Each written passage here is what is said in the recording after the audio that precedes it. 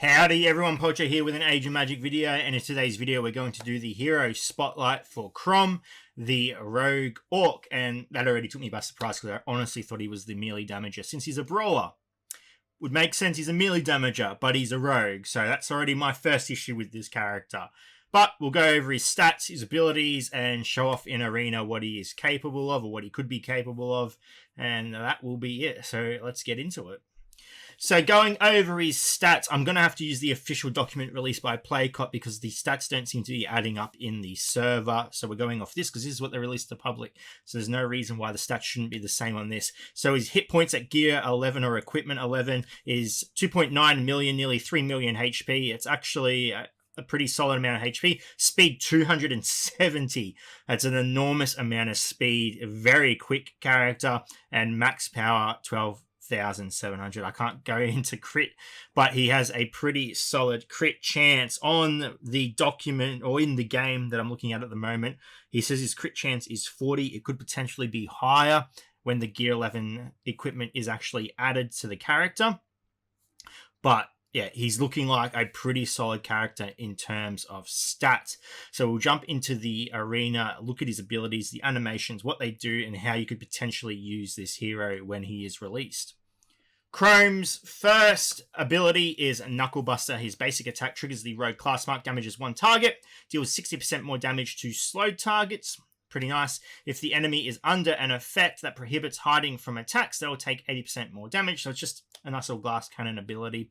Probably can do some nice little effects if you have the rogue mark on the enemy, but marks. Let's go ahead and look at the animation on the enemy Lokia. He jumps and does a bit of water bending on the enemy Lokia. Pretty nice looking animation. He's actually a nice looking character, I'm not going to lie. Considering he's an orc and looks very far from our standard orcs, which isn't bad. I think they've actually done a pretty good job on his animations. But that's your basic attack, pretty standard. Nothing too special about that. Moving on to his first special, we have Blood Churner. Again, triggers the Rogue class mark. Performs 3 strikes in a row to one target. Has a 25% chance per ally from the Brawler's Brotherhood to increase his speed by 27% for 2 turns. Critical hit damage increased by 12% per ally from the Brawler's Brotherhood or Orc. Kromme has a 50% chance per critical hit to cast a debuff on the target, which prohibits hiding from attacks for 2 turns. Ability cooldown 3. Pretty nice ability. It's conditioned under the Brotherhood or the Orcs themselves. Can do some solid damage. What is it? 12%. Damage increased by 12%. So you're going to be running him. I think you could potentially run him on a non-brawler Orc team, but you're just losing. You're losing too much. So we'll go ahead and look at the animation on the enemy Roynar.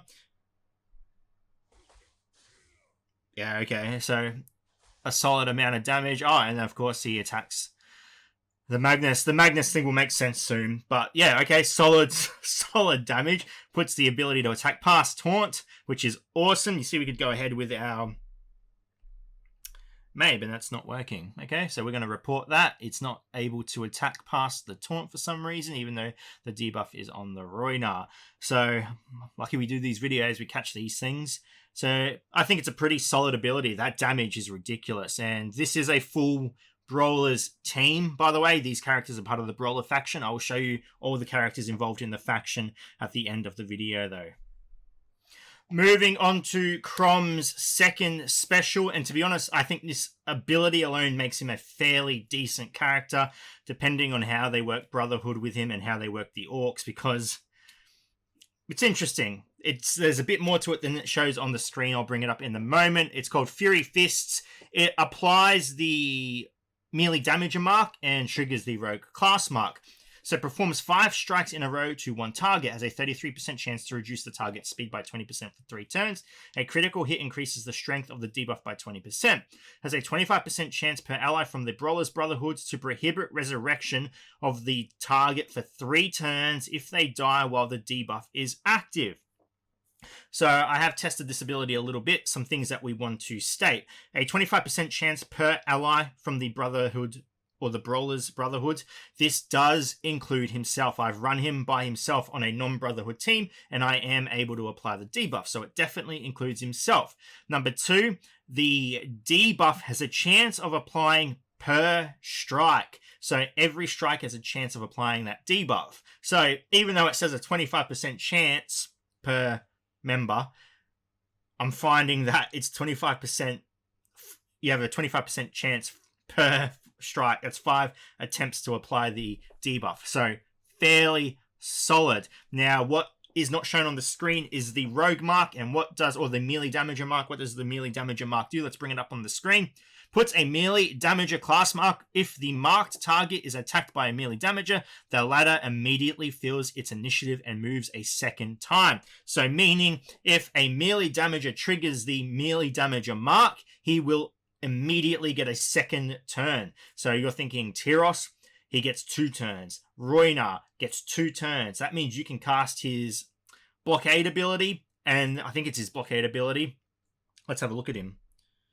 So you would be able to cast his blockade ability and then the Light of Retribution instantly after that. So a good chance to do a lot of damage when you pair this guy up with the right characters. Mind you, he doesn't work well with elves, any type of elves, so dark elves included, so you might not want to run Roynar. It depends on the benefits of getting that double strike off. So it's a pretty neat ability. Ability cooldown is 5 turns. We're going to go ahead and look at the enemy Roynar, see what damage it does to him, and the animation of the ability.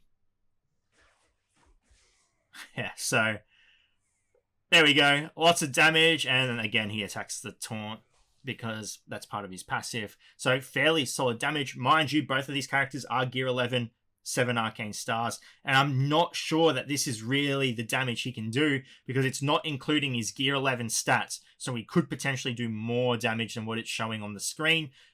Potentially. Don't take my word for it. I could be wrong. So, pretty nice ability. Really nice mark effect. So good they're making marks relevant. I hope that's their aim, adding more marks to the game, because marks can change the battle immensely, especially if you compare it with the right heroes. Moving on to Kromme's passive, we have Brawler. Increases own chance to deal critical damage by 26% if the party has no allies from an elf faction, high, dark, or wild. Also increases chance to deal a critical hit on an elf, high, dark, or wild by 38%. So again, like I said, I can't see his official crit stat because the Gear 11 items don't seem to be recognized. But if I'm going off what is recognized, that's a 78% chance to crit. That's extremely high. That's, I think, unless it's a guaranteed crit like Balthazar, I think that's one of the highest crit chances in the game. Every time an enemy casts provocation on themselves, Kromme, I think I've called him both. It's Kromme. I know it's Kromme.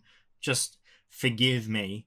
Performs 2 counterattacks on them. So, pretty decent, as you can see, when the enemy Magnus triggers his passive, Kromme goes ahead and attacks him. So really good. I think that's a pretty solid passive. A lot of damage that can come out of it as long as you don't have an elf on your team. And if you're attacking an elf on the enemy team, you're set.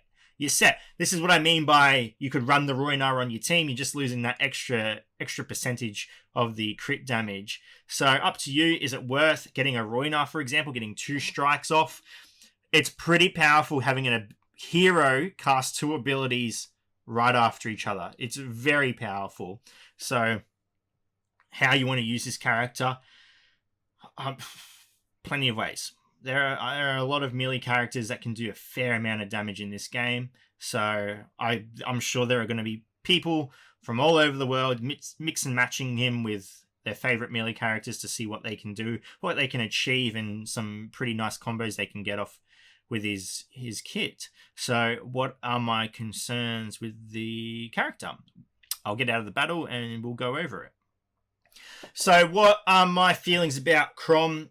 I think he's a pretty solid character, to be honest. I think there's a potential for him to be used or utilized in many different ways. My biggest issue comes from the Brotherhood, the new Brotherhood brought into the game. Now, I don't know if this is to be changed, if it's too early and I'm just basing it off what I've been shown or what I've been given access to. This is the Brawlers Brotherhood. My issue is Kromme benefits off the Brawlers. He gets extra percentage chances on his abilities when paired mostly with Brawlers over Orcs, which is interesting, which I'm not against. I think Brotherhoods are a fantastic idea. They should definitely have more Brotherhoods. The issue I have is the other Brawlers don't benefit from the Brawlers, from what I can see. So these characters are from a whole different bunch of factions. The only faction that's really dominant here is the Goblins, which I hope this isn't an attempt to make Goblins relevant, because do we want Goblins relevant? I don't know. You can see we've got 3 Druids in here as well, but the problem again lies within the factions. Druids again benefit off other Druids. So having only 3 Druids on the team, you could run 4 with Kromme. It's still, I feel like, is weakening the team. You got Lucky, which is she's a brilliant universal character. I think Pig Boy is universal. Woyland is mostly universal. I think Suna benefits more being on a Beastman team. Stealthy benefits off characters that have a very specific set of skills. Pride. She needs to be with Pride, I believe, from memory. So I feel like these characters need to be altered so their abilities meld with Brawler Brotherhoods. That way they can be mixed and matched, and you can make a bunch of different teams. Just like the Barbarians when they got reworked into the Mercenaries and the Forest Shamans. I think they did a pretty good job with that, but even then, those there weren't many heroes that benefited from the change. It was Danae that made them stronger. They just got given the title. So unless the idea is to introduce more Orcs that give buffs to Brotherhood characters instead of having to buff the Brotherhood members themselves, I don't know.